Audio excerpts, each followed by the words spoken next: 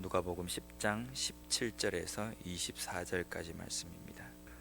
오늘 본문 가장 첫 번째에 있는 17절 말씀에 보면 이렇게 시작합니다. 70인이 기뻐하며 돌아와 이르되. 예수님께서 제자들을 보내셨습니다.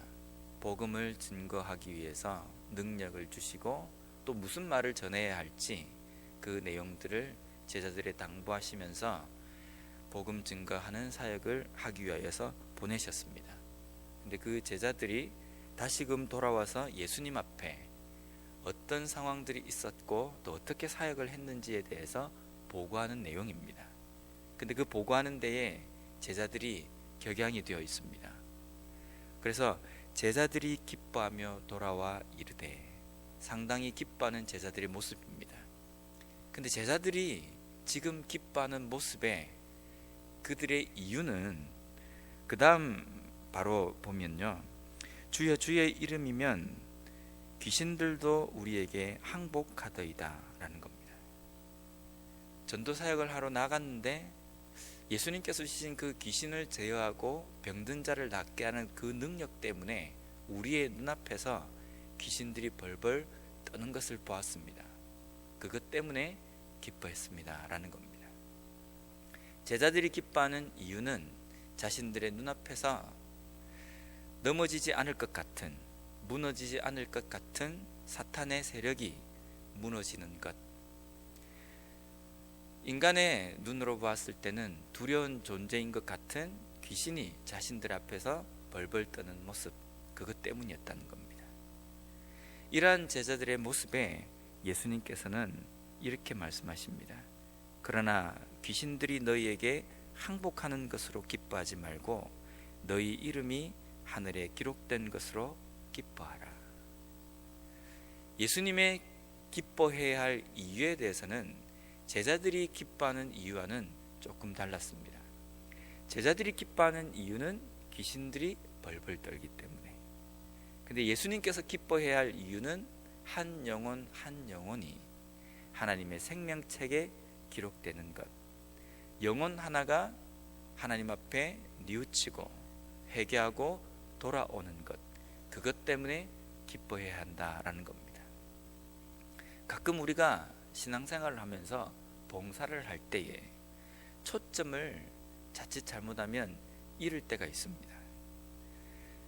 제가 전도사 때나 이렇게 사역을 하면서 교육부서를 맡으면서 수련회를 다녀오면요, 교사들과 함께 반성회를 합니다. 평가회를 합니다.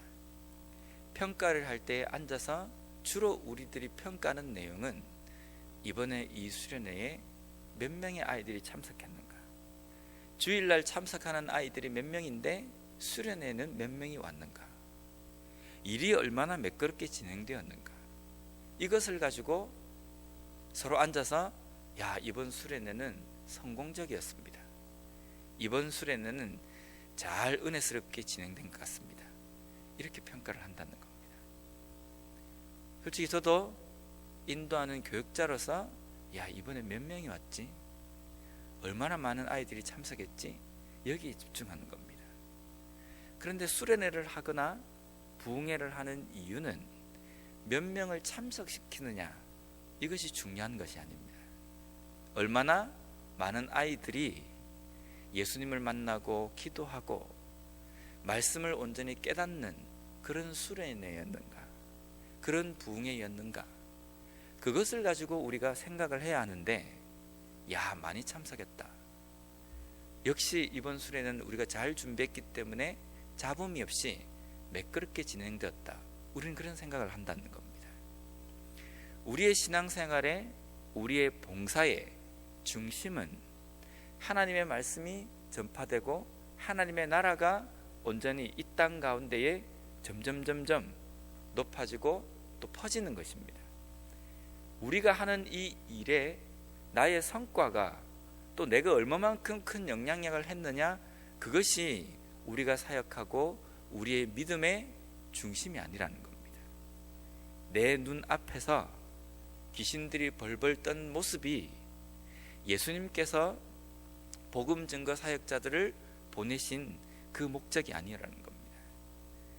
그 귀신에 억눌렸던 영혼들이 자복하며 복음을 깨닫고 하나님 앞에 다시금 새 생명을 얻고 돌아오는 것, 그것이 예수님께서 제자들을 보내신 목적이었다는 겁니다.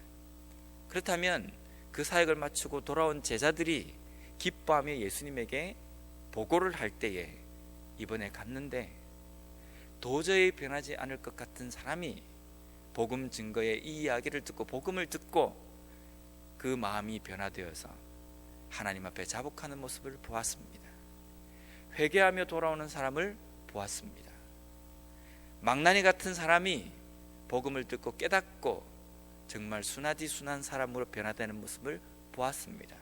그것 때문에 기뻐하며 보고를 했었어야 합니다. 그렇게 보고하는 것이 예수님께서 자신들을 보내신 목적을 제대로 깨닫는 것이다 라는 겁니다. 두 번째로 21절 말씀을 한번 보겠습니다. 그때에 예수께서 성령으로 기뻐하시며 이르시되 천지의 주제이신 아버지여, 이것을 지혜롭고 슬기 있는 자들에게는 숨기시고 어린 아이들에게는 나타내심을 감사하나이다. 옳소이다. 이렇게 된 것이 아버지의 뜻이니이다. 21절 말씀에 나와 있는 그 말씀의 첫 부분도 예수님이 기뻐하시며 이르시되라는 겁니다.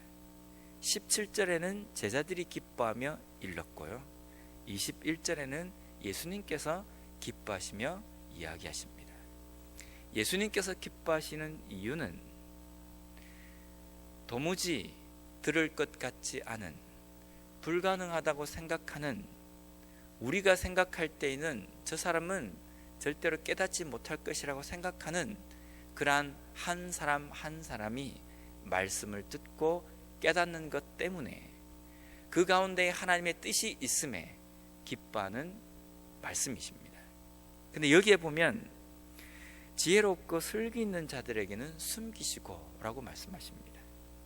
당시에 유대인들 사이에서는 메시아가 반드시 올 것이라는 사상을 가지고 있었습니다. 우리 한국 사람들이 우리의 소원은 통일, 꿈에도 소원은 통일, 언젠가는 통일이 이루어질 것이라고 생각하는, 어떻게 보면 막연한 기대인 것 같지만 끝까지 놓지 않고 있는 소망 중에 하나가 통일입니다. 그 통일처럼 유대인들에게도 한 가닥의 소망이 있는데요, 메시아가 오실 것이라는 겁니다. 언제 오실지 모르지만 반드시 오신다는 겁니다. 그 메시아가 오시는 것 때문에 많은 사람들은 구약에 있는 율법과 선지서를 연구하고 그 메시아에 대해서 깨닫고 잘 알고 있었습니다. 근데 당시에 이 메시아에 대해서 빠삭하고 잘 알고 있는, 소위 말하면 내가 말씀에 좀 지혜롭다고 생각하는 사람들이 있었습니다. 그들이 바리새인들과 서기관들처럼 말씀에 아직 아주 가까이에 있는 사람들이었습니다. 반면에 일반 사람들은 말씀을 자기 스스로 뭔가를 보고 깨닫고 하는 것에는 조금 거리가 멀었습니다. 그래서 여기에 말씀하시는 지혜로운 사람, 슬기로운 사람은 종교 지도자들을 이야기합니다. 말씀에 가까이 있는 사람들입니다. 반면에 어린아이들은 일반 사람들, 그 종교 지도자들이 생각할 때 저 사람들은 말씀을 잘 모른다, 잘 못 깨닫는다 라고 생각하는 그런 사람들입니다. 그런데 예수님께서 그들이 알고 있는 이론적인 그 메시아가 그 이론에서 튀어나와서 자신들의 눈앞에 실제로 서 계셨을 때에 그 메시아를 알아본 사람들은 말씀에 빠삭한 종교 지도자들이 아니었습니다. 소위 말하면 말씀에 대해서 그렇게 잘 모른다고 생각하는, 어떻게 보면 말씀에 좀 어리석은, 때로는 어린아이와 같은 그 사람들이 말씀을 받아들이고 예수 그리스도를, 메시아를 보고 깨달았다는 겁니다. 오늘날 우리의 삶에서도 말씀에 대해서 좀 지혜롭고 말씀에 대해서 좀 슬기롭다고 생각하는 그런 위치에 있는 사람들이 누구일까? 가만히 생각해 보니까 목사도 나름대로 말씀을 좀 안다라고 생각하는 축에 들어가는 것 같습니다. 그런데 목사든 아니면 신앙생활을 오래 했건 말씀을 내가 많이 보았건 우리가 알고 있는 그 이론, 그것이 실제 우리의 삶에서 튀어나와야 된다는 겁니다. 튀어나와서 어린아이와 같이 그 말씀을 받드는 사람, 그 사람이 복되다는 겁니다. 우리가 말씀을 많이 알고 신앙생활을 오래 했기 때문에 내가 잘 안다, 그것 가지고는 우리의 믿음이 영향력이 있고 하나님께서 우리에게 원하시는 그 믿음의 모습으로 나아갈 수가 없습니다. 내가 알고 있는 그 이론이 실제가 되어야 되고, 내가 알고 있는 그 신앙이 내 삶이 되어야 된다는 겁니다. 내 삶이 되고 실제가 되어서 내 삶 속에 열매로 드러날 때에 그 신앙이 하나님께서 원하시는 삶이며 그 신앙이 한 영혼이라도 변화시킬 수 있는 영향력이 있는 신앙이 될 수 있다는 겁니다. 오늘 우리에게 하나님께서 새로운 하루를 허락해 주셨습니다. 이 하루의 삶을 마치는 저녁에 우리는 기뻐하며 마무리를 할 수 있어야 합니다. 그런데 무엇 때문에 내가 기뻐할 수 있을 것인가 라는 겁니다. 아무런 사고 없이 내가 잘 지냈다, 참 감사하다, 그것도 중요합니다.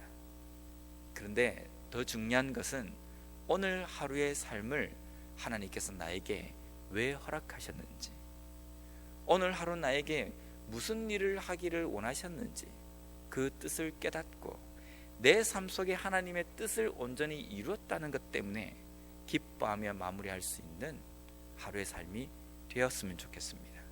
두 번째로, 오늘 이 하루의 삶을 살아감에 있어서 내가 알고 있는 신앙, 내가 알고 있는 말씀, 그 지식과 그 이론들이 내 삶에서 실제로 드러남으로 말미암아 조그만 열매라도 열매로서, 믿음의 열매로서 온전히 드러내며 그런 영향력 있는 믿음으로 살았기 때문에 하나님 앞에 감사하며 마무리할 수 있는 이 하루의 삶이 되시길 바랍니다.